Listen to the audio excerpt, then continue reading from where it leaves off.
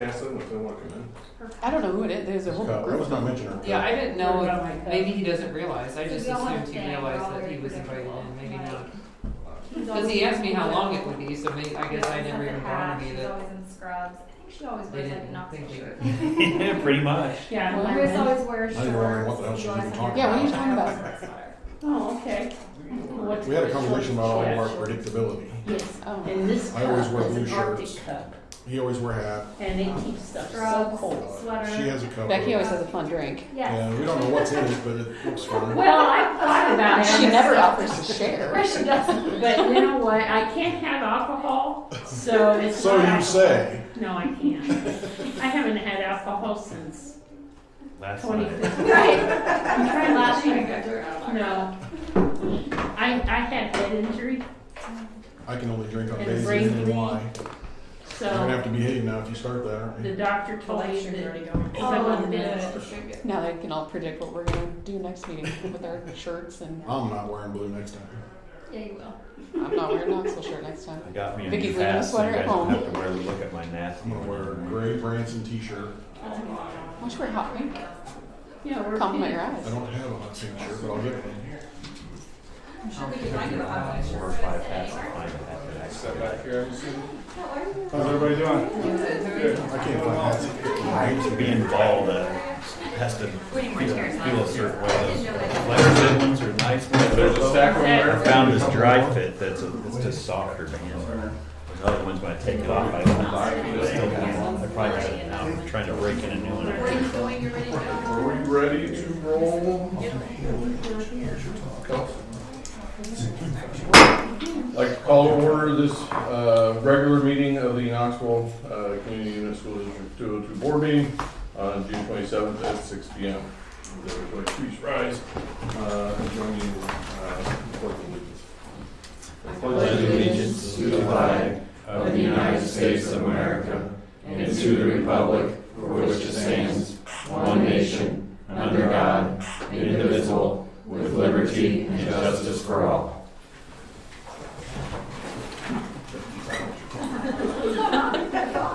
I'm friendly stuff, but sometimes. Mrs. Walter, you please call the roll. Dr. Hirschberger. Here.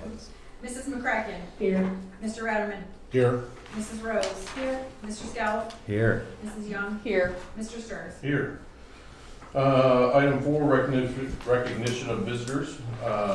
We've got Mrs. Myers here. She's going to give us a presentation and thank the rest of the community for coming too. I know a lot of you guys have some input on the building, the ball field stuff committee thing too. So thank you guys for coming. Moving on, item 5, consent agenda, discussion and action item. Just open it for discussion. Didn't see anything that red flagged me at all. Okay, if there's no discussion, I need a motion and second to approve the consent agenda as presented. so moved. I'll second that. Motion for Mrs. McCracken, second for Mr. Scout. Mrs. McCracken. Yes, Mr. Scout. Yes. Dr. Hirschberger. Yes. Mr. Ratterman. Yes. Mrs. Rose. Yes. Mrs. Young. Yes. Mr. Stearns. Yes. That's 7-0. Item 6, public forum. Item 6.1, public comments. Mrs. Young.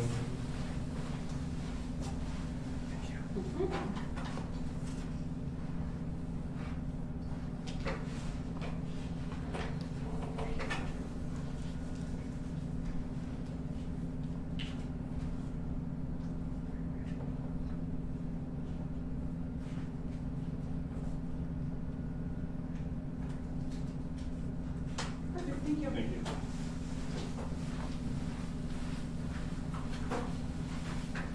Randy Dalton.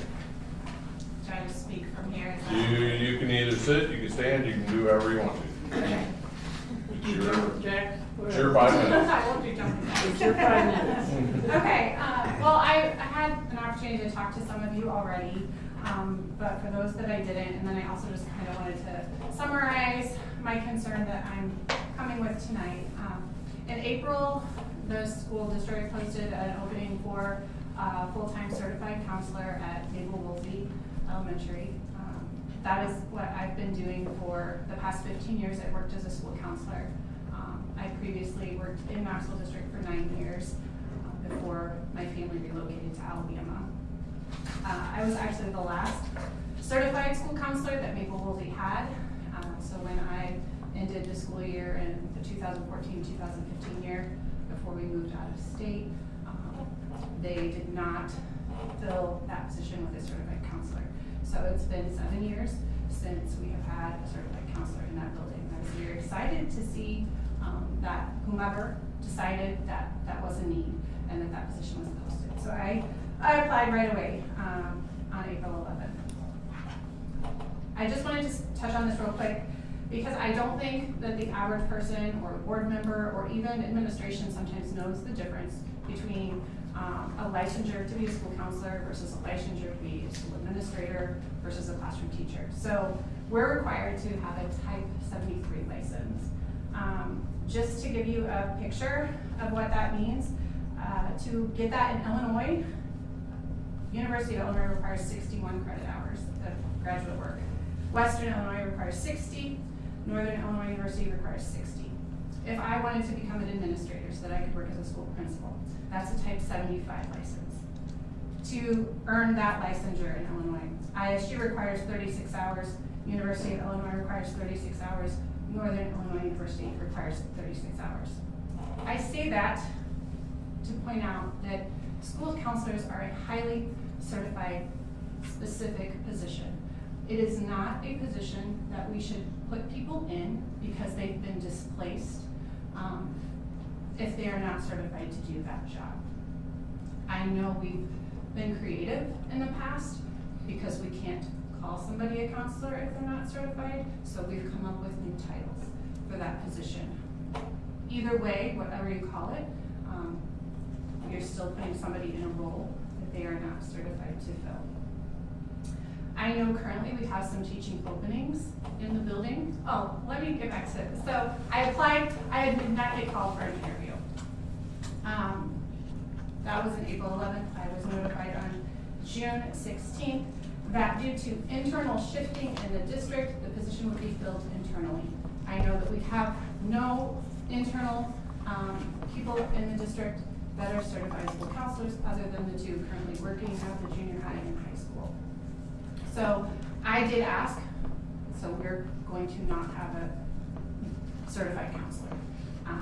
And I did not get a response to that question, but it does sound to me then we're creating a new position at the elementary because we cannot call it a certified school counselor, so I have not seen a new posting come out for this new position.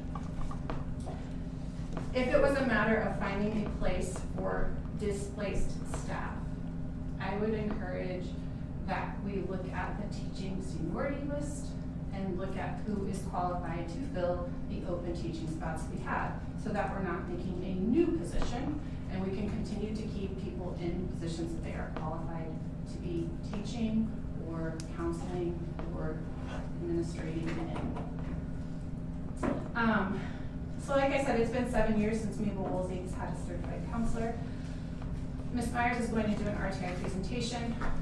Counselors work intricately in the RTI process, but without having a certified counselor, that has not been happening. Tier 1 interventions for a school counselor is going in and giving whole group instruction. So I would meet in every kindergarten, first grade, so on, classroom, teaching them skills on how to cope, how to regulate, self-control, making friends, all the little skills you learn in elementary school, if given the opportunity. Because unfortunately, they don't come from families like ours. Most of us in this room are two-parent homes, and we are invested in our kids, but that is not every student at Maple Woolsey. So my job would be to give that instruction to the entire grade. That's tier 1. Tier 2 is my small groups. Okay, when I have a group of kids that are all struggling with keeping their hands to themselves. I can have a lunch group once a week, and we can talk about that. We can talk about impulse control. I can teach them skills. That would be tier 2.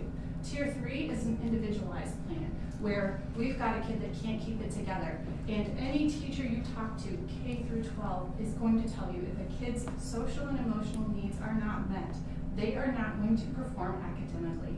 We have to treat the person first before they can be able to learn. And if they've got trauma at home, if they have, problems with their mental health, if it's not being addressed, the learning is secondary, okay? So the individualized plans, I can go in and observe the student, meet with the teacher, talk about what our biggest concerns are, and give them strategies to try in the classroom. Then we revisit it every 4 to 6 weeks. If those aren't working, we try something different. And if we are continuing to not find something that works, then we know that we need to go the route of additional testing, additional supports for that student. There's nobody doing that right now because we don't have a certified counselor in that building. And then they get to the junior high, and I don't want to say it's too late, but our junior high counselor has a lot of other duties because there's a lot more administrative work that comes with the junior high and high school level for counselors. So they can't go back and teach those skills that were missed in the early years. My understanding is that in lieu of the certified counselor, that we may be getting a dean of students. That might be the new title they're looking at for Mabel Woolsey. I again would say that elementary students do not need a dean. They don't need another administrator. They don't need extra discipline. They need to be taught the skills that they are lacking. They need to be taught how to self-regulate and how to self-control. So putting another administrator in the elementary school, I don't feel is our best option. So I would just encourage you board members to ask what happened to that position that was posted, why you had a qualified applicant apply, why were interviews not done, who is this internal person that they're filling the position with, are we changing the title? Just ask those questions, and is there a better way to utilize our staff so that we're not putting someone not only in a position they're not qualified for, but a position I don't think they really want to be in. So I realize we can't bend over backwards and give every teacher what they want, but putting them in a position that they aren't happy about and also not qualified to do is probably just going to set us up for more problems we have to fix next year. Thank you. Thank you. Mr. Powell, your turn. Can I pass this torch over to my wife? She's Sure. a lot better speaker than I am. Are you all right with that?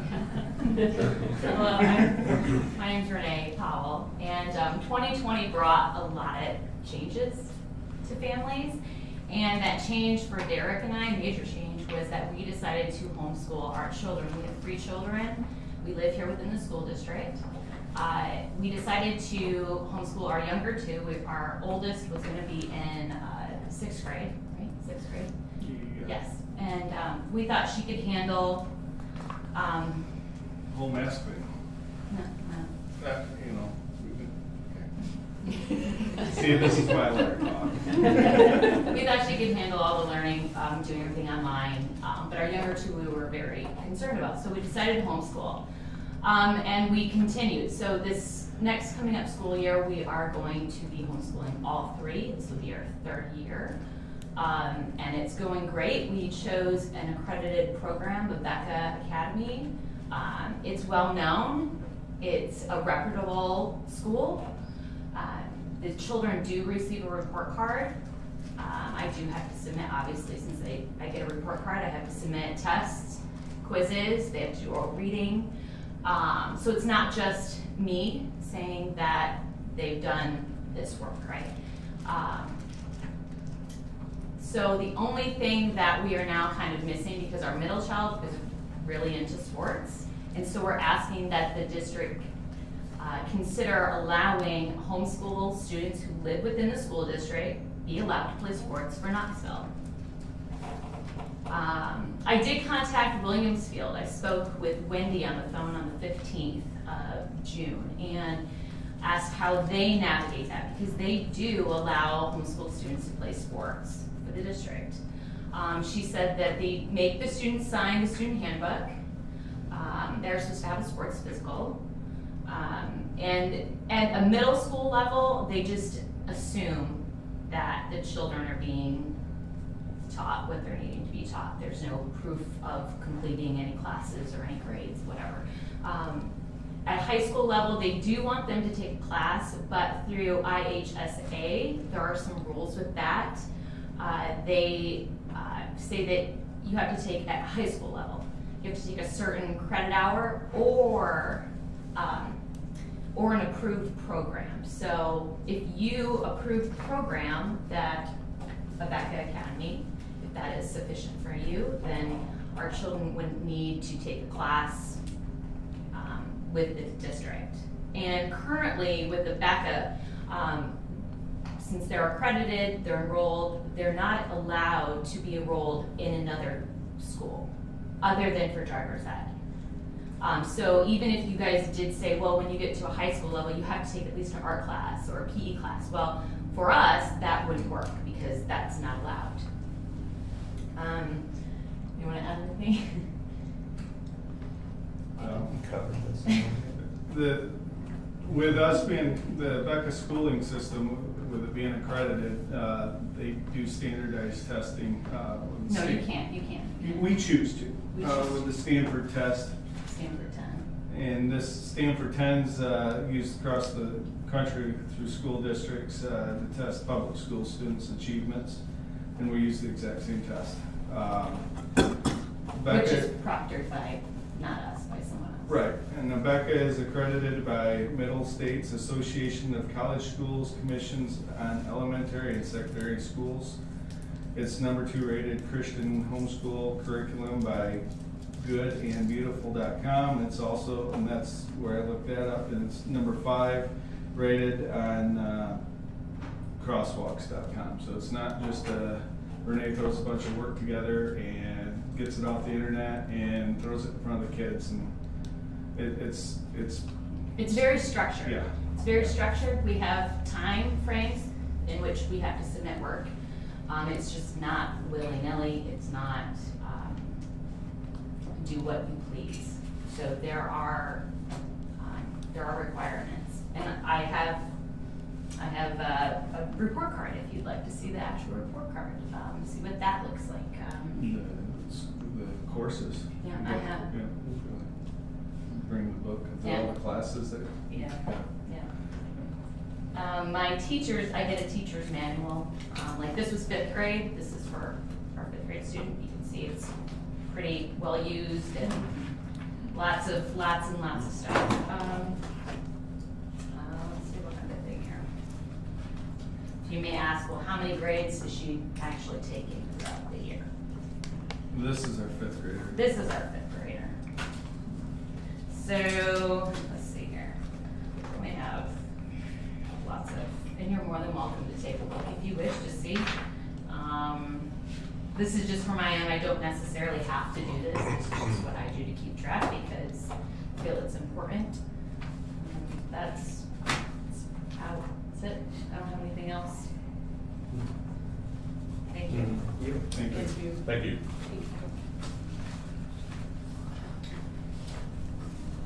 That is it for public comments.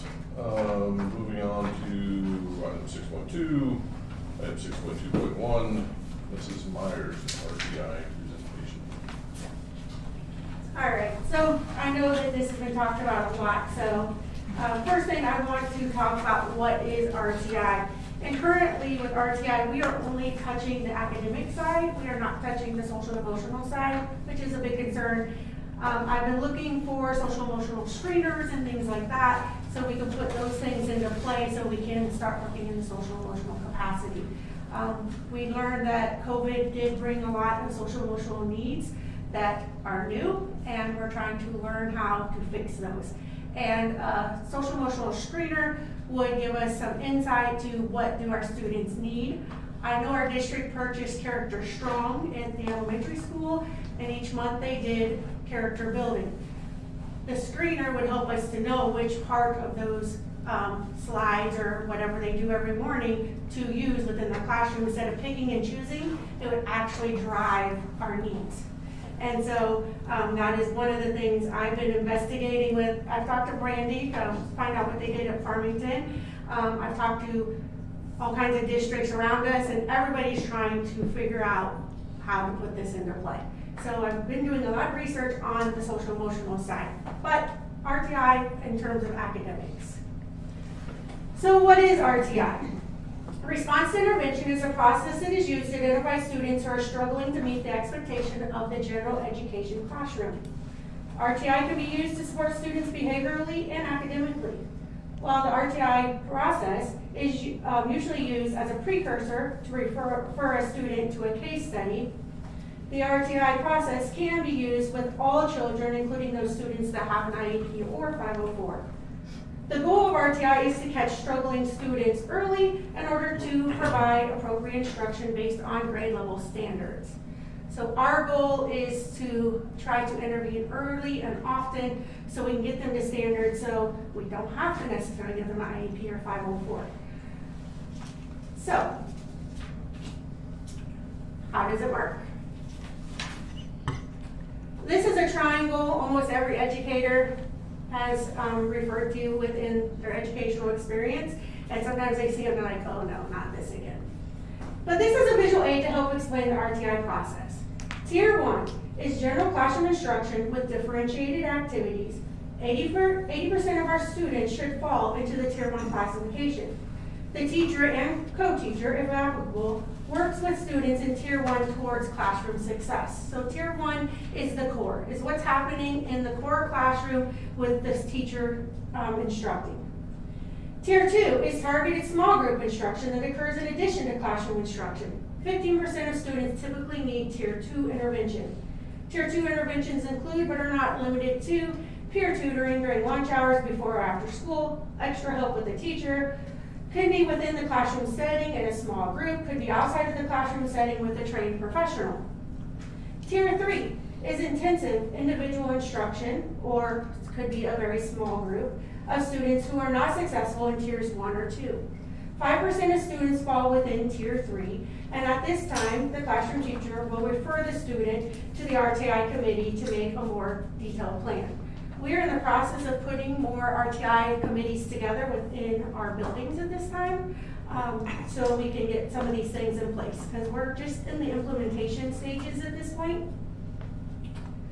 So within RTI, we have assessments and Tier 1 assessments. It's assessment within the RTI process and occurs in all 3 tiers, and all students undergo a universal benchmark screening, and currently in all the buildings we are using Renaissance Learning. And in some of the buildings we are also using other pieces, but Renaissance Learning is our main one for our Tier 1. Teachers and other school personnel use various forms of assessment such as classroom tests, quizzes, projects, homework, observations, participation, classroom attendance, and final quarter grades. Multiple measures in addition to the teacher observation informs the decision to move the student into Tier 2 of the RTI process. So if we're seeing some red flags and things going on in the classroom that kids are not picking up, then we start looking at putting those kids into a more in-depth Tier 2 small group instruction, and then we move on down. Once a student is in Tier 2 or Tier 3 of the RTI process, the student's progress is monitored by the teacher or class manager to ensure that the student is making growth. The assessments used to monitor progress are specific to the student's RTI goal. Once a student has met his or her goal in Tiers 2 or 3, then he or she may move back to Tier 1 or 2 respectively. If a student is not showing progress, then we will be moved into the next tier.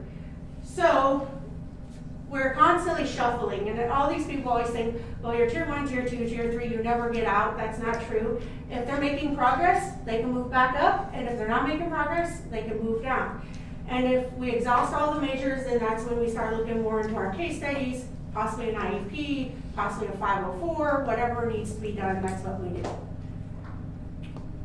So what is Tier 3? This is currently, we are working towards this process, and we're forming a district committee. So this is what it would look like if we had this in place, or very similar to this.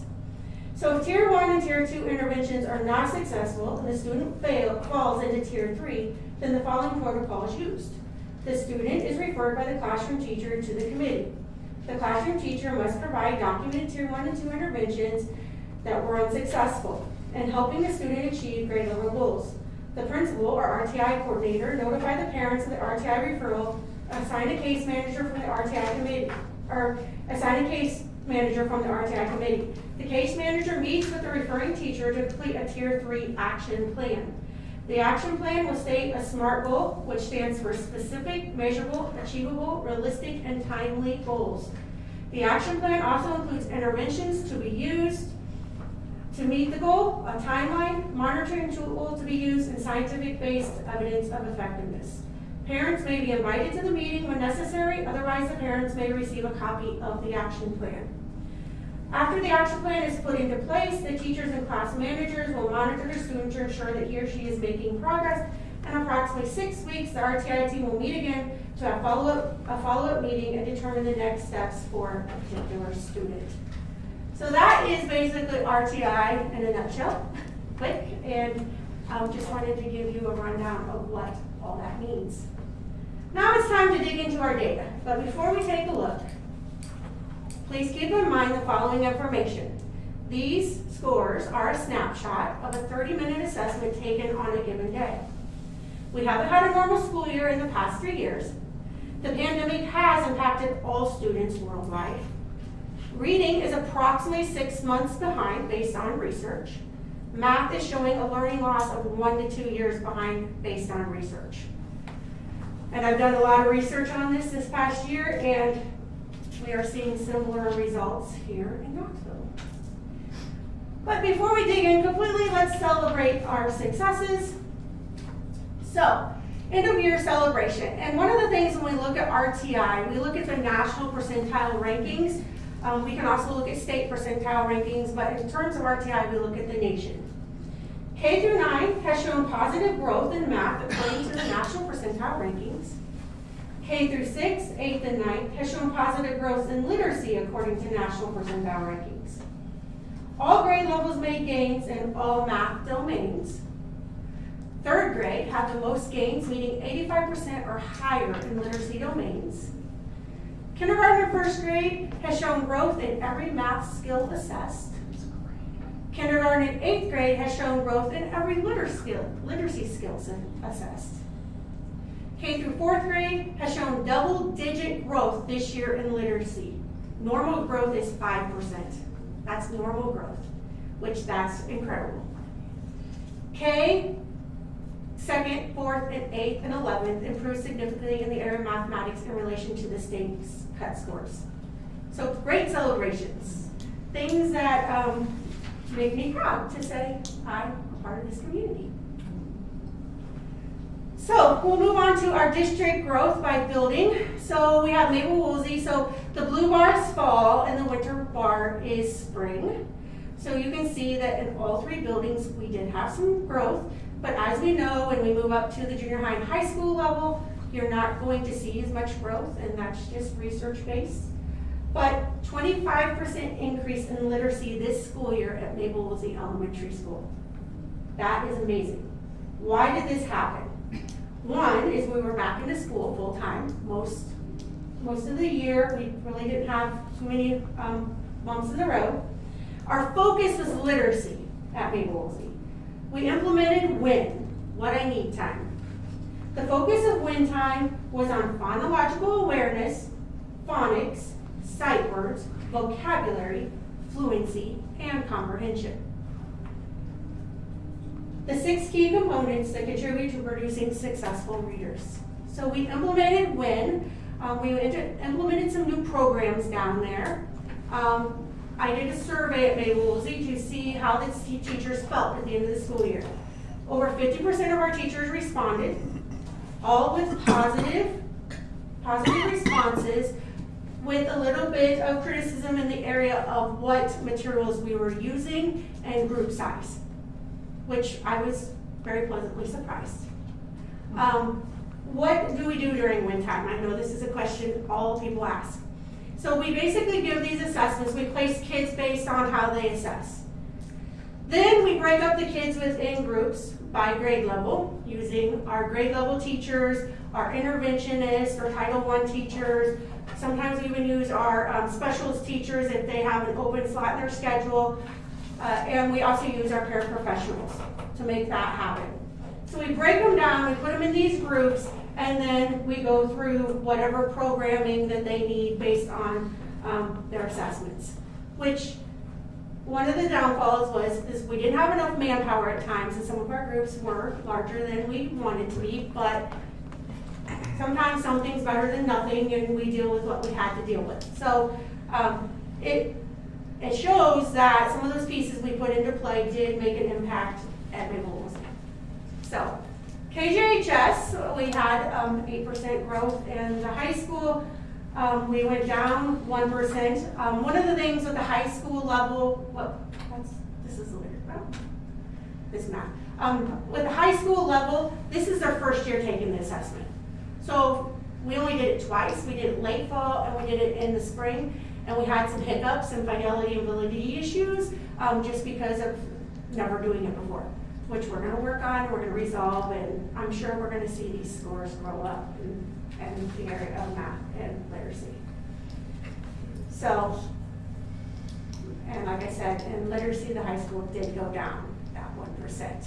But again, all kinds of issues could happen there, and we will determine what that is in the future. So, one of the things we look at when we're looking at this data and what our district strengths and opportunities are. And so we're trying to say, is our core healthy? Is what we are doing within our normal classroom structures healthy? Which means, is our core supporting 80% or more of our students? Well, you can see some of those bars did not hit 80%. Now we have to determine, was that just lack of instruction the past few years? Is that our curriculum? What is driving that? And that's what this RTI committee that we're forming within our district has to determine. If not, what can we do to improve it? What is our goal to improve that? Is our core supporting students' equity? If not, where, for whom, with what? Are students progressing? Are they moving within our benchmark categories? Are they improving in their domains and their skills? And are we providing sufficient support? And if not, what can we do to improve our supports? We are in the process of forming this committee at the district level and at the building levels. And these are questions that will help us strengthen our core and our instruction. And also determine what do we need as strengths and opportunities. So if you want to dig into our data a little further, let's see. Oh. Get the mouse. Oh. Hey Jen, can you get that link to work? Is there a special way? It's there, it's moving. There. Is it moving up? Move it down. This is not. Looks good. There it is. Okay. Yeah. We'll go back to this. Just 1 second. You gotta give it to me.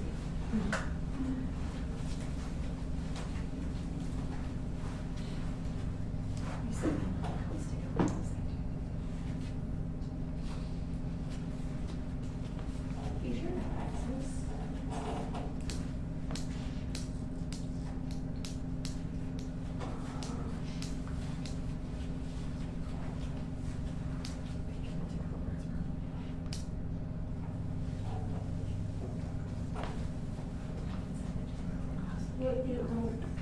Won't give me a share on that.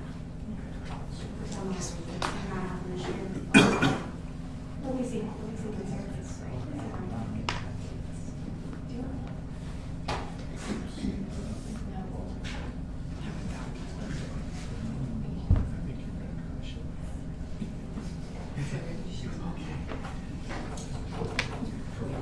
Sorry, guys. Good. Somebody share it. We'll be in meeting without hiccups. There it is.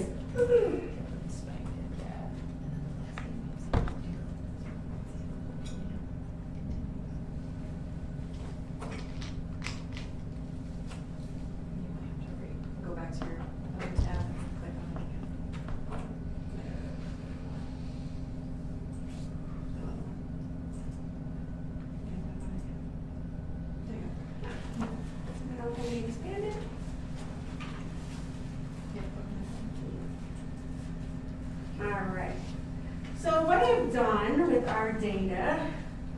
And people always wonder what I'm doing in my office. Well, it's crunching numbers and analyzing data.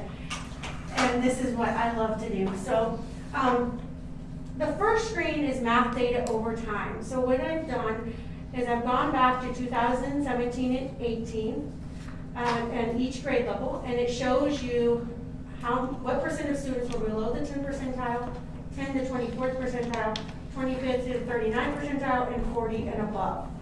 So this is over time, and like I said, our goal is to have 80% at or above the 40th percentile. So this is by grade level, and then off to the side I have the number of students that were assessed, and I also noted when the pandemic was, just as notes as we move further along in this. So this is done by every grade level. And math, you can see that elementary, if we're in the 70s, that's really good as well. 80% is kind of the big number they kick around, but as I look at this, I look at 70 to 80%.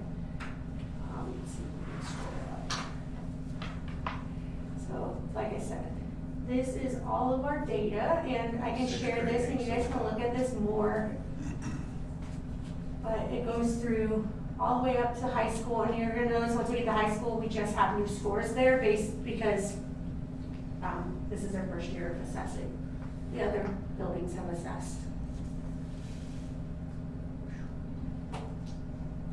Any questions on that? Can you scroll back to the junior high part? I was just gonna say, yeah, could you make sure you share that with us? Mm-hmm, yeah. Lots of information here. I'm not sure my glasses are good. No, but I can't see. yeah, it's hard to see all that. And in the area of math, we're, like I said, we're 1 to 2 years behind, that's proven in research. But also questioning, is it the pandemic? Is it the curriculum? You know, all these questions are coming up, you know, and these are the things we gotta walk through to figure out what we need to do. I know our math series is coming up for renewal or getting a new one. That might be a good idea to try to change what we're doing. And also we have to see, Common Core has affected math more than anything as well. So that could be part of it too. Because it seems to trend by class.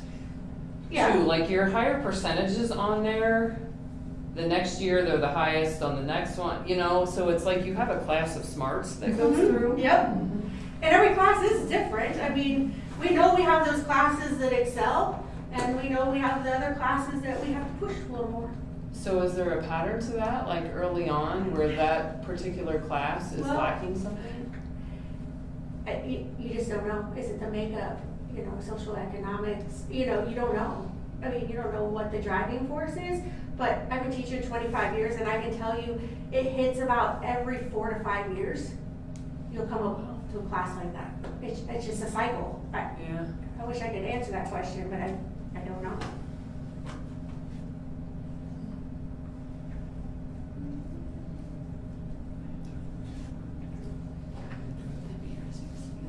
High school.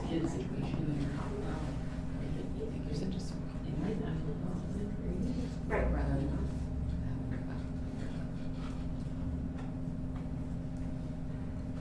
So, then I can click on literacy, you can look at that, it's the same thing. But literacy, and literacy, we go into kindergarten, they don't do a technical math assessment that stands alone, it's embedded within their testing system. So that's why you do not see kindergarten.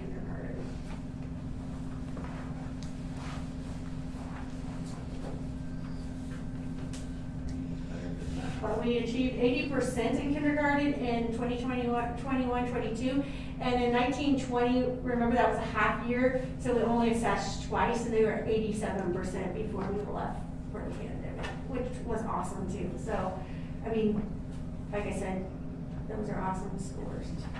When they do these assessments, is it like they test and it just depends on what mood they're in the day? They could. Okay. They could, and he's gonna be having a bad day, so they didn't do as well. Are they didn't want it. or they didn't want to, or some of them need the care, and some of them need support, and some of them may need to be pulled up, set next to your desk and say, you know what, you're really gonna put effort into this. One of the things I did a lot at Mabel, if I saw a student that didn't really achieve what I thought they were capable of, I would go pull that student, I'd sit down, we'd have a conversation and say, we're gonna try this again. And usually 9 times out of 10, I find out why. And they tell me, like, you know, maybe the morning was bad, or this or that, or they forgot their glasses, or, I mean, multitude of things. But it doesn't hurt, you know, when you see that score. Or with Renaissance Learning, it also tells you how long the student took. Well, if the student took 4 minutes on approximately 20 to 30 minute assessment, probably didn't put time and effort in. Yeah. Well, And it will tell you that. Yeah. So, and So you forward all these. yeah, it's in this link, and Jen, I will get it to her and we'll get it out to you today. Because I have to read it. But Yeah, I would too. With future permission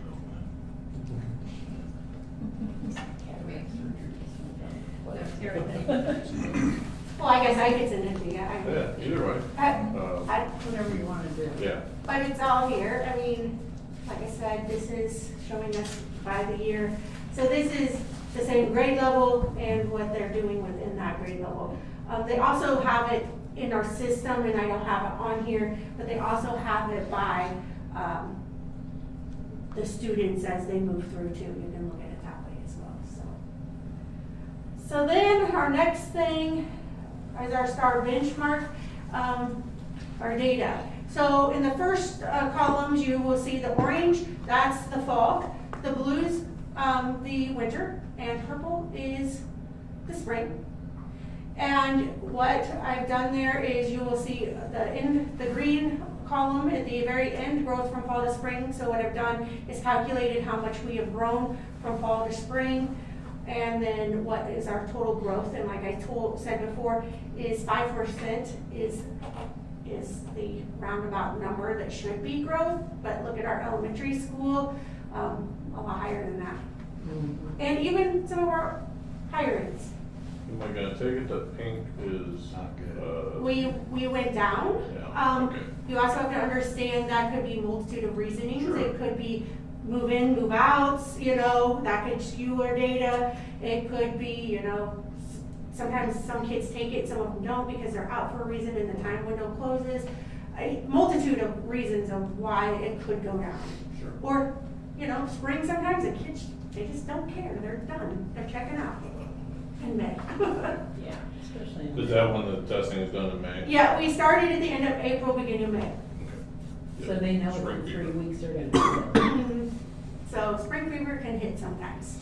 And I'm Especially taking at the that- high taking school. that, what is that, those bottom 2 grades, is that 6th and 7th? I can't, 10th and 11th. 10th and, 10th and oh yeah, 11th. they're ready to be out. Yeah. Where's the ones that for the seniors? Seniors, they don't take it. Seniors, we do not give it to them because by that point, what are we gonna do? I mean, honestly, we're at a point where, Exactly. you know, you can see from the spring data, they can pull that up and see the deficits if they want to. So, I mean, once you get to your senior year, it's either kind of make or break at that point. Sure. And then, So the 10th and 11th graders, that's the It's spring fever, they're ready to spring fever. Well, they're watching the seniors. now this one is by state level, and if you notice, the growth, the difference is, and like I said, national, we look like superstars. Well, because national cuts are all the same. 40th percentile or higher, you're at or above, you're fine. With state cuts, Illinois has higher expectations than the nation. They go from 4 categories in the nation to 5 categories in the state. So then that shifts things as well. So a lot of the kids that are in that approaching middle column, most of them were in the meeting or exceeding column or the at or above columns on the other screen that I showed you. But for the state cuts, they're not, and that's the difference, is how they lie out, they are set up. And everything in the state, every grade level is a little bit differently on where their cuts are. They're not universal. The nation, it's universal, it's 40% higher, title or above.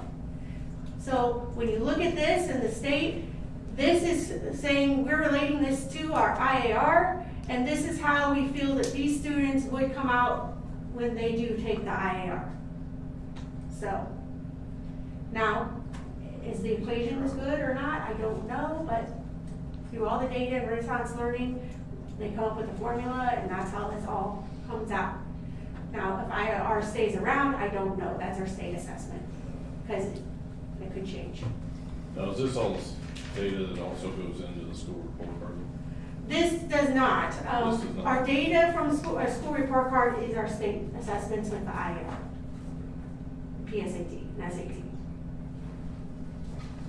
Well, I just wondered because I know for the last several years, prior to COVID, is that the junior high has been on the warning list, and to me, seeing the pink in those junior high years still makes me concerned that the junior high is still underperforming as a building. And one of the things at the junior high level this year, we hired an interventionist, and in January she started servicing some students to give them extra support. So we're excited to see what impact that has made. We serviced about 40 to 50 students, which that's pretty awesome, where we really weren't servicing many students. Well, that's what, almost a quarter of the building population? Yeah. Wow. So she was doing some reading and some math services. So that was a great addition. If I had it my way and I could snap my wand and make money happen and education happen for everyone, I would love to see more interventionists across the district. I think it's needed. One more at Mabel would be awesome. Another one at the junior high, and at least one at the high school to get us going. Because with these kids, and I did intervention at Mabel for 8 years, and I can tell you, when you build that rapport and that connection with those students, you will see growth. And that is something that in a regular classroom setting of 20 to 25 students, you don't usually get the same results. So that small group, that intense intervention, that instruction, working with those kids, you will usually see growth. And if you don't see growth, then you change, you find something new to do, and you try something else. And if it continues, then you look at maybe they need more. And that would be maybe special education services or an IEP or something on that line. So. And then, to take this further, literacy skills. So then literacy skills, and I know this is a lot as well, but it's broken up into literacy components. So all the areas of reading that's assessed, all the way from kindergarten, all the way down through 12th grade. Some fall, winter, spring, and it also shows you at the bottom of each one of those grade levels, did we grow in that area, did we not grow in that area? And so as a classroom teacher, or as any teacher, we look at that data and we go, where are deficits? What do we need to put into our curriculum? What do we need to focus more on? What are we doing well at? What do we need to improve on? So all of these things are taken in consideration when we're looking at our data. So this is,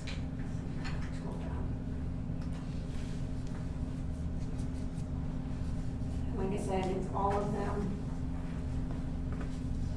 And then the high school, like I said, we don't have all the numbers because we only have taken it twice, so. And as you notice that when you get in the higher levels, there are less areas that you focus in on because they're supposed to already have all those beginning things. So the test is adapted for that. So this just shows us everything there. See a lot of yellow and green, some red, but you expect some of these to be red off the get-go in the fall, because they haven't been exposed to it. And then it goes up.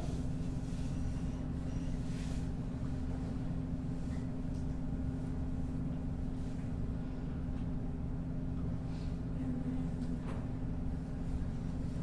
math skills. accounts, same thing.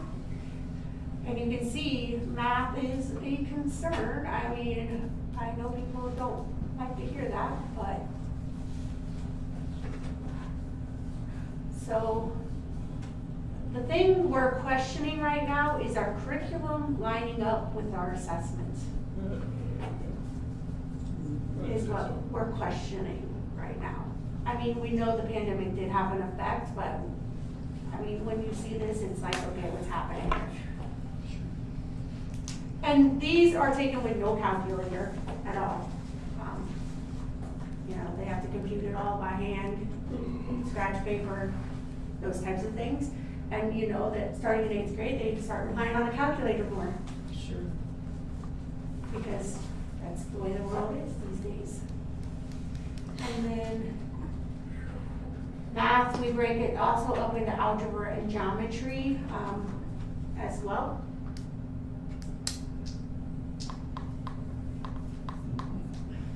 That's scary. And this is More why here. I kicked it out. What's that? What do you say? I don't know. What is it?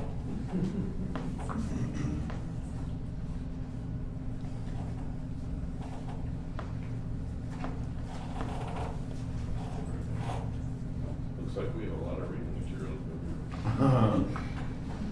Tara, I'm assuming you put these committees together in each building, this would probably be a priority, right, to figure out what's going on with math? Yes, it will be a priority for sure. I mean, of course, we know that some of that is our curriculum's not jiving with our assessment and some of those pieces. And I know that the series we are currently using, I know some teachers are not very happy with it and they're doing a lot of supplementing, and I think there's a multitude of reasons of why. But we gotta get down to figuring it out, is what we have to do. Whatever they do though, I mean, they have to listen to what you're trying to achieve. Well, yeah, we have to look at it and decide what Okay. we need to do, yeah, Okay. and dig into it further. Okay. And then this screen is domains, so this is basically taking our standards, so they're broader perspectives, kind of like the literacy skills and math skills, same type of thing, but broken into domains. And this only is showing us some of it and not all of it, because you have to get this in real time, and I didn't realize that after the get-go of the meeting here, but next year we will have fall in there. It's just, it's real time, so if anybody assesses it, changes it, and you can't go back and get it. So you have to be on the ball, you have to get it extracted. But, so these are our domains. Literacy. And then our math. And math is a little bit different because it's more content-based, but we can see that within those domains. So one of our goals is really identifying those essential skills. What essential skills do those students need at those particular grade levels? And digging into those essential skills and then driving our curriculum to hit on those essential skills and building that with it.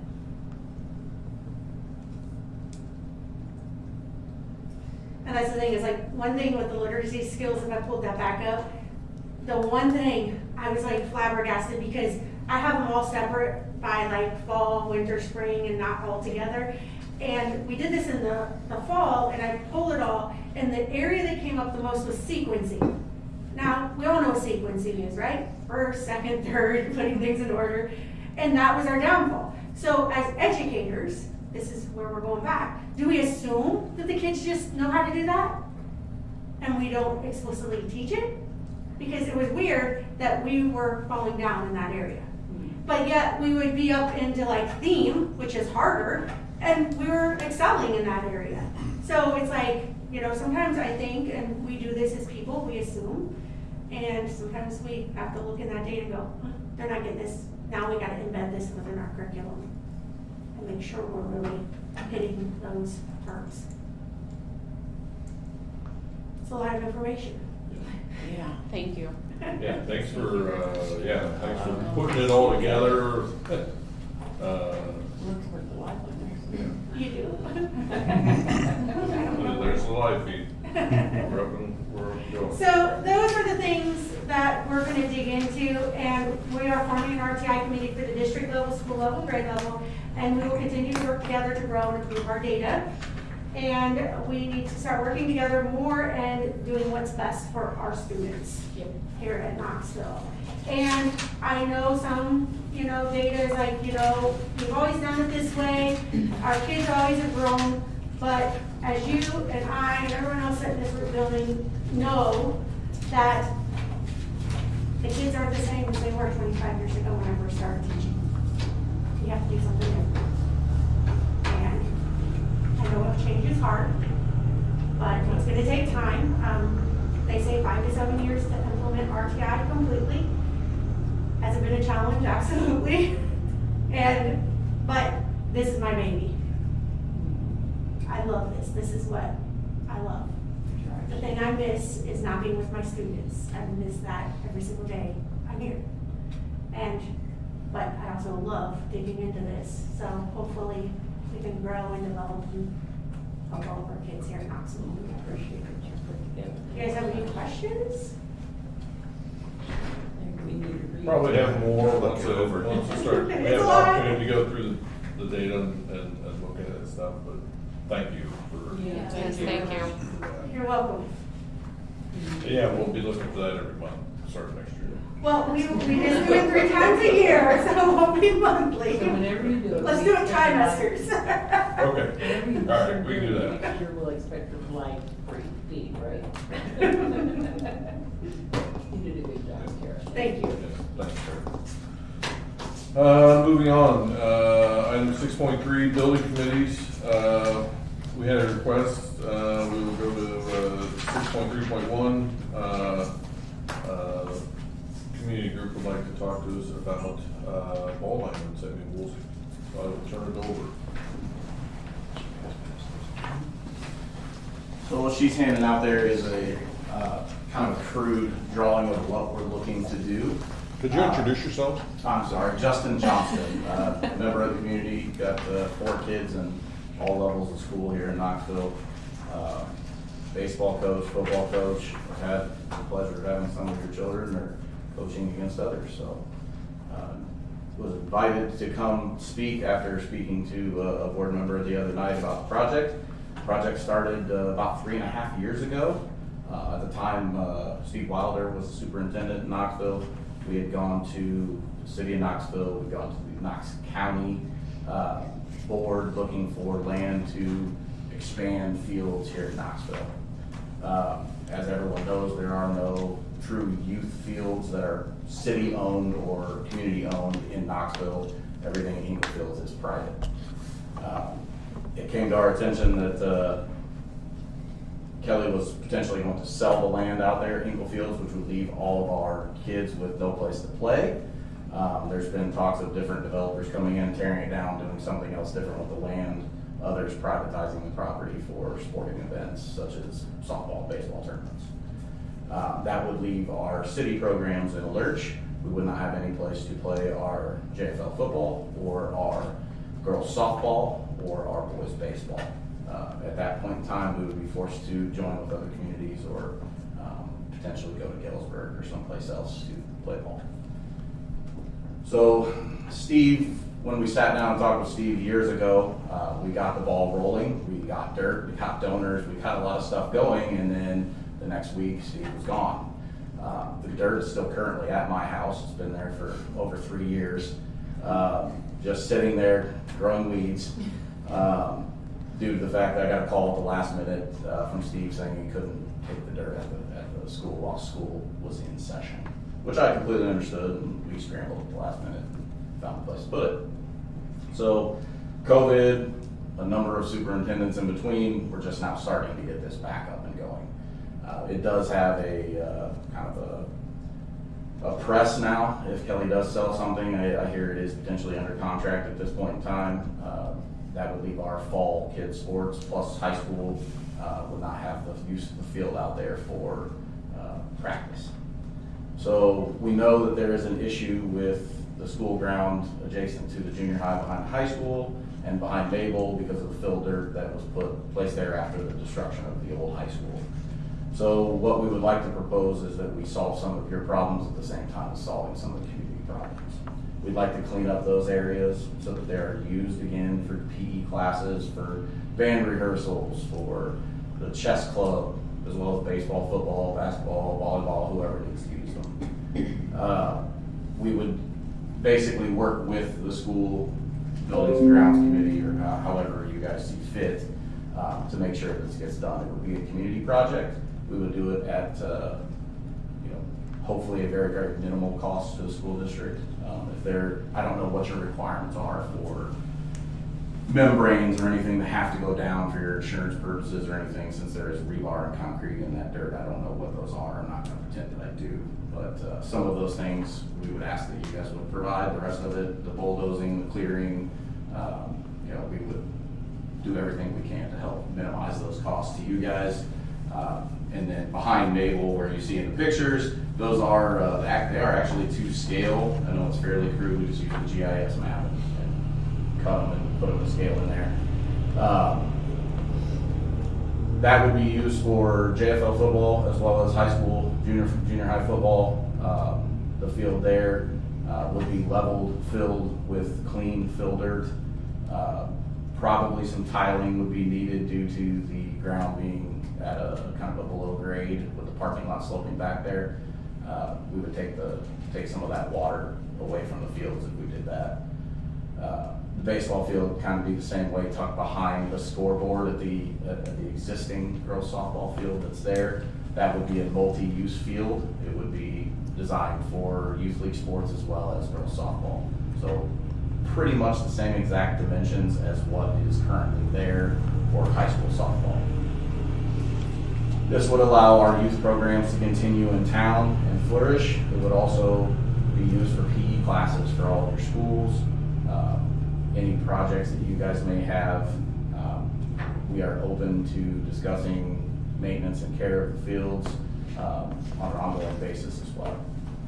So we're not really trying to look for too much other than to help the kids continue to be able to play sports, and we know that that's, most of us that are involved know that that's instrumental in helping raise good kids in the community, keep them busy, keep them active in a very beneficial way.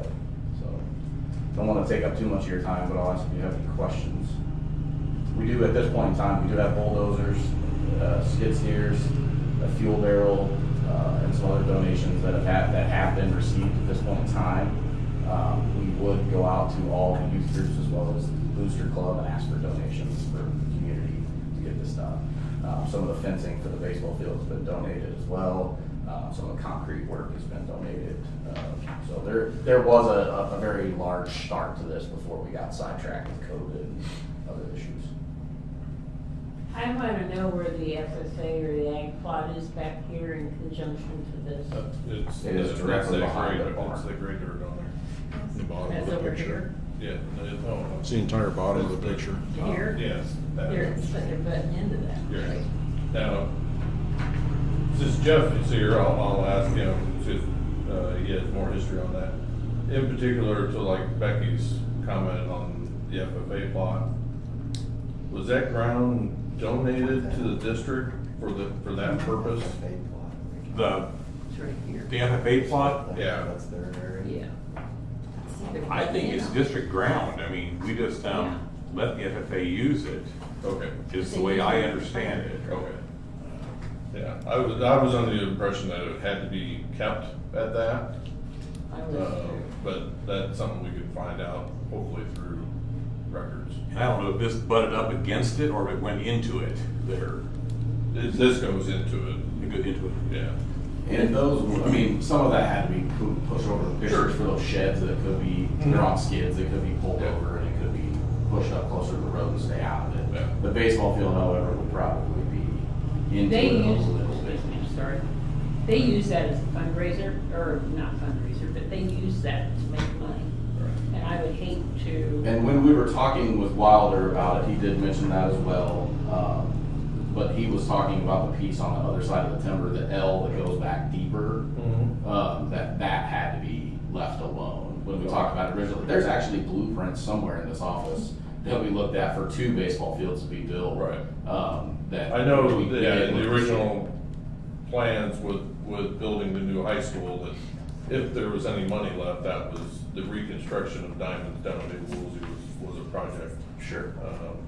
Now, I will have to say too, is that I know a lot of people have complained about why those fields got destroyed in the first place, or removed. But that also falls on the youth league organizations at that time or prior, for not using them and making those decisions to go out to Kelly's Place. So as they deteriorated, because nobody in the city or the district was using them, yeah, they got removed. And there were 3 fields at that time that got removed. Most of it was with the parking lot that was needed for Maple Woolsey, but then there was also a small diamond, 2 diamonds behind that that also got removed. But I mean, a lot of this also, for my estimate, falls on the city. Because I was part of the youth league for a number of years as well, and had a lot of those same conversations about, well, what's Kelly gonna do? It's $5,000 for the lease this year, it's $6,000 for the lease next year, it's $8,000 for the lease the year after that. It's paying all the electrical, paying all the disposal, when the youth league wasn't the only organization using his property, but the youth league was assuming all the costs. Sure. The city needs to help as well, and I think that's definitely something that we need to include the city in a discussion like Now we this. can actually go to them. Why is there 2? I mean, do we really need 2? Well, one's the current. That's the One's current, that's the current. existing one right That's the there. existing. Yeah, that's the Addition one that's down. there. Okay. That's the In a current. perfect world, we'd move that one. How many Yes. youth league baseball and softball teams are there? Well, currently, I think there are 9 softball teams. Can you tell me how many there are on the baseball side? Because I don't know. We have the 5 one. T-ball teams, 3 rookie, 2 minor, 2 major, and 1 Babe Ruth. 6 softball from the corner. Do you have a ballpark idea how many acres that would take of the ag land? You wouldn't even see an acre, probably. I mean, Maybe so a quarter financially, total. to rent it for whatever the cost of the crops that they lost in production, I mean, to appease the FFA side of things, worst case scenario. Our biggest thing with the city and the county is they have no green space left to use. True. No, so why don't we use it for solar? Well, that discussion came up too, Becky, sitting Gosh. several years ago Oh, yeah. when the district was entertaining solar power programs. A large chunk of this area in the back is designated for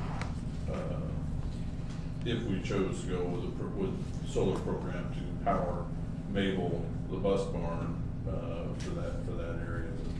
That would interrupt this as well, so. So the area at the junior high is not big enough for a full-size football field, correct? Correct. I thought, but it's big enough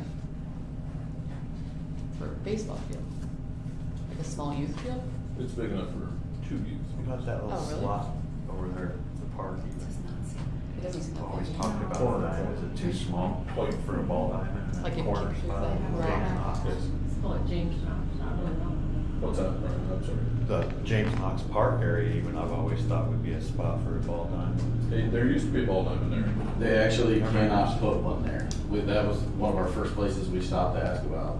They cannot put there. It has something to do with how the land was donated 100 years ago, I guess. Although they had softball there, I remember I got my finger smashed down there.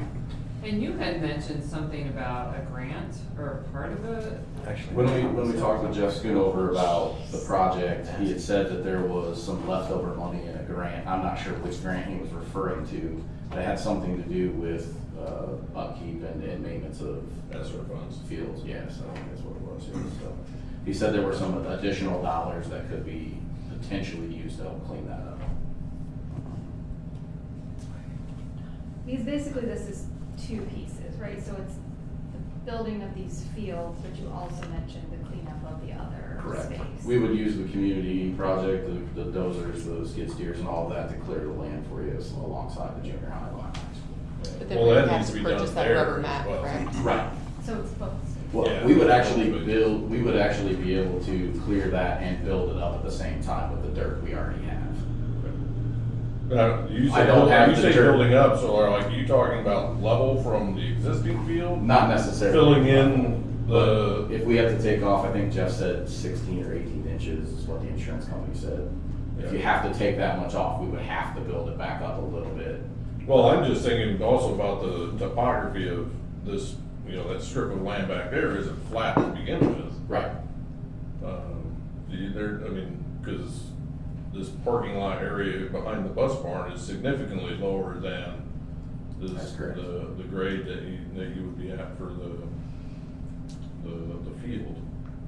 Yes. Now, what size is the JFL field? It is the same size as the regulation football field. It's 360 by 120, I think is how that goes. Okay. Is that mandatory for them? Yes, they do have rules associated with the size of the field to play in the league that they're in. Now, is that for all or? That would be from JFL all the way through high school. It would be the same dimensions. So this is the restaurant. Yeah, that's the bus barn. And this is. That's the parking lot behind the barn. And they want to come With- into there? With the fuel dump right there, yeah. Yeah, that's where the fuel tanks are. It was a bun right up to that area right there. So Chuck won't be at the bus barn. We don't have buses anymore. We're too short. We have a cost. Land together, yeah. We're looking at a total cost right now, and most of this is going to be donated funds of approximately $500,000. Now that will go down as things are donated. That includes the fencing that's already been donated, and some of the concrete that's already been donated. Obviously, fuel is a big question mark. We don't know how much fuel that's going to take, but we do have donations from FS for a fuel barrel full of diesel fuel to help us with the project. So that'll help minimize those costs. So, this is gonna be a community thing, but our kids are supposed to be able to use this too? Absolutely. It's for all kids in school and homeschool and everywhere else. So what if our kids need it, the school kids need it we need it for the district? Is that gonna be a problem, or is it gonna conflict? It shouldn't. Most of our programs are during the summer when the school's not in session. There could be some small overlap in the very beginning of the spring, but I don't see there's no junior high baseball at this point in time. Junior high football would be able to use it. Our actual program for JFL doesn't start until end of July and ends shortly after school begins. So there would be some overlap on those, but we play our games on the weekend, so there wouldn't be any overlap on games. You might have some practices that need to be shifted every once in a while to make sure everybody could use it, but nothing that I don't think would be too big of an issue. Well, it's very similar to what they're already doing with Naval with youth basketball and other. Oh, yeah, and the team softball shared field, cities, yeah. the way I would foresee it. So another duty for the high school athletic director to add to the schedule. Pretty much. We'll just let Greg do it. Right. Should be fun. Well, I think that's, I think this is a start to a conversation. Absolutely. That's all we're asking for. Beyond that, at the moment, I really can't think of what else to say. Dwayne, you got any questions off the bat to start? I just think as a district, we need to have just a vision of what it would look like in 20 years, instead of just throwing more fields in a space.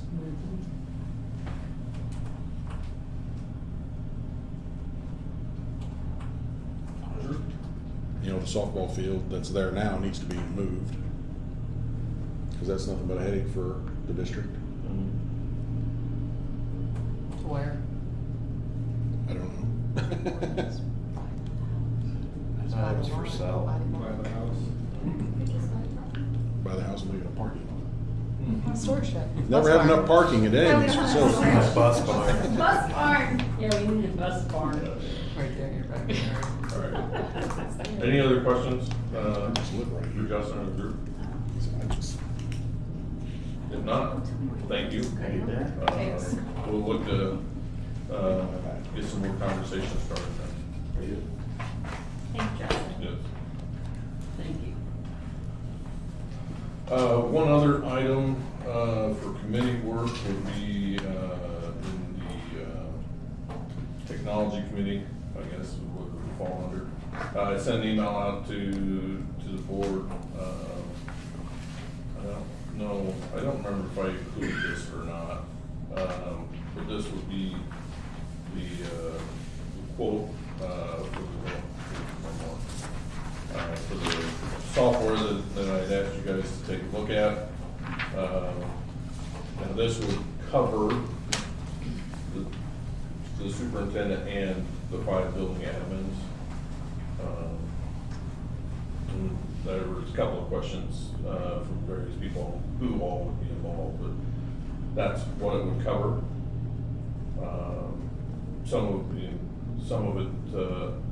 Some of those goals, some of the goals and whatnot are already built in. I'm not sure how much you all looked into, like what the matrix and stuff that they were talking about. But this is the actual quote that the guy sent me, the other day, so. So, and this is every year, Yes. and we're gonna, Minus the. and we're Well, gonna it would discount. be the platform fee. You wouldn't have, in the license, you wouldn't have, the startup fee, you wouldn't have to pay every year, so. So it'd be $1,800, 2,300. 2,300, okay.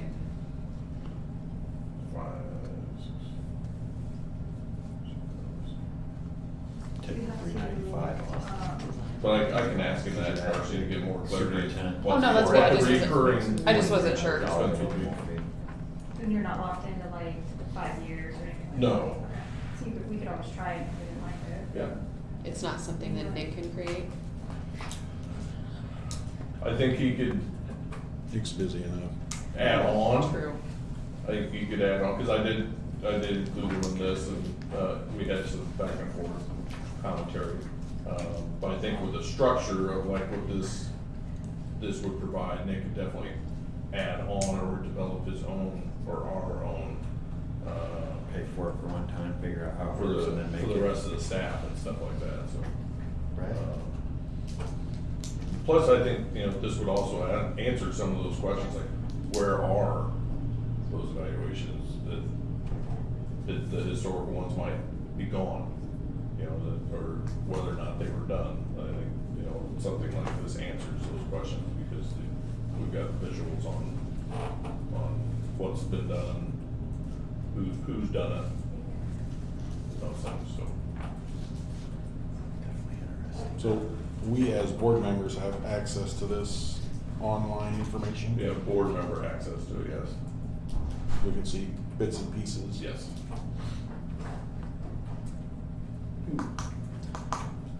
And the part of it I really liked is like it ties, we could tie it together to what the district goals are, board goals, district goals. The superintendent's then goals are tied to those. Then the admin's individual goals are tied to the superintendent's goals. Then we work that hierarchy down, so. It's a nice system of checks and balances, for sure. If we can justify them, good. Well, and if everybody uses it the way it should be That's used. Yeah. Mm-hmm. Well, they'd have no reason not to, and then not to present the examples, so that they can do it as they go. I wonder if there's a way of setting like timelines to be able to say Oh, certain things absolutely. have There to are, be there input are, by this date. yeah, there are It's timelines flagged. built into it, all the state requirements Notifications for when these things need to be done, they're built into it, so. Yeah, I didn't know if anybody had sat through the webinar that. I watched the came. video. Or you watched the video, but yeah. Yeah. So that video was what, like the 3 minutes? A few minutes. Right, the Yeah. webinar, he answered a lot more I questions. guess I than didn't get people- into the webinar, I just watched I think the it's, introduction it's video. on IASD website. Probably is. In the archives, so. So they, I don't use, they're not promoting this, but they endorse it? It's kind of both. Both? Kind of both. Promoted it and somewhat endorsing. What's their kickback? Maybe somebody's got stock in it. Well, I think as a society now, everything's based on documentation and, I mean, everything else, and this is just one way to have everything in one location Streamline. with everything itemized and say, here it is, and so you're, yeah, like you said, you're not looking for stuff, or somebody didn't do one, or Right. you don't have anything to Imagine go you could back probably on. filter if you- searches and things on there too. Well, and I'm I assuming that guess. the system is designed to help us as board members make those SMART goals and make them measurable and attainment, you know, it builds all that in together. So Accountability there's would be the- no vagueness around expectations.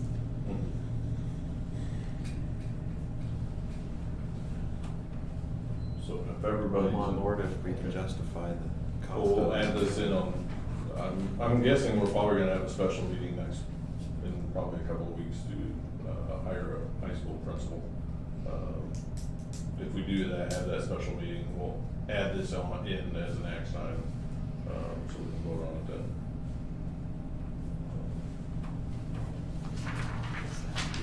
Okay, item 7, old business. I do not have anything on old business. New business, item 8, 8.1, approval of the milk, or increase milk prices to 40 cents each for the 2022-2023 school year, as a discussion and action item. Does anybody have any information? Jen or Kelly? It's just the extra milks. Is that one? It's not what's included in the lunch? No, This is just, the extras. okay, This is enough to cover if the milk prices went up. okay. So this is just if somebody Somebody wants wants an an extra extra note milk. on it. Yes, if you want an extra, it's 40 cents. It's currently a quarter, 30. 30. See, Dwayne But got through. if she includes the 40, then that should cover us for a couple of But years. our cost is now more than 30. Yes. Yeah. The Dwayne, he knows it all. So are we breaking even at 40 then? Are we breaking even? I would guess we're making a little bit. A couple pennies. Yeah, and this is something that we don't typically adjust every year. No.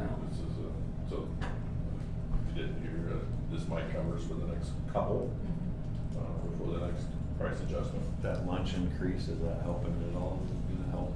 Oh, I'm sure this goes into Go into that part. is part of that, lunch price increase, because that milk is included in lunch, so. Anybody have any other specifics on the discussion?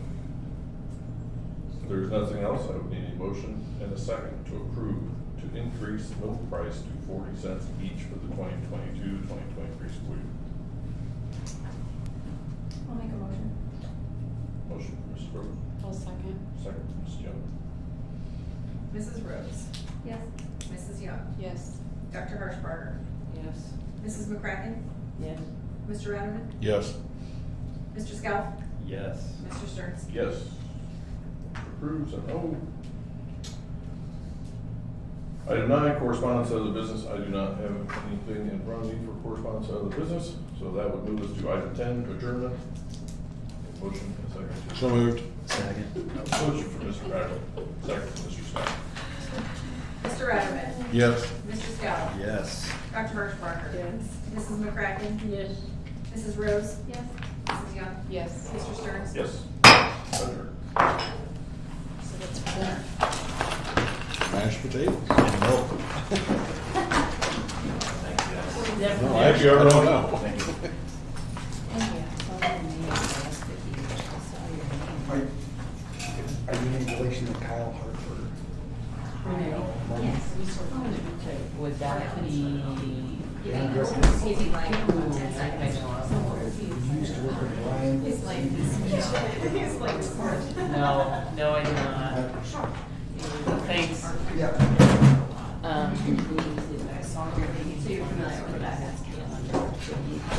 It's tough, and I don't feel like it's a lot of Oh, that's coming up this, after this You meeting. know when That was on like a Thursday or Comes something. up Friday yet? No, they don't. Oh, no. I shared all those with you guys. Thank you. So very much. they are strictly. That's really non-conflict, informative, I so, appreciate that. We didn't want our kids Yeah. going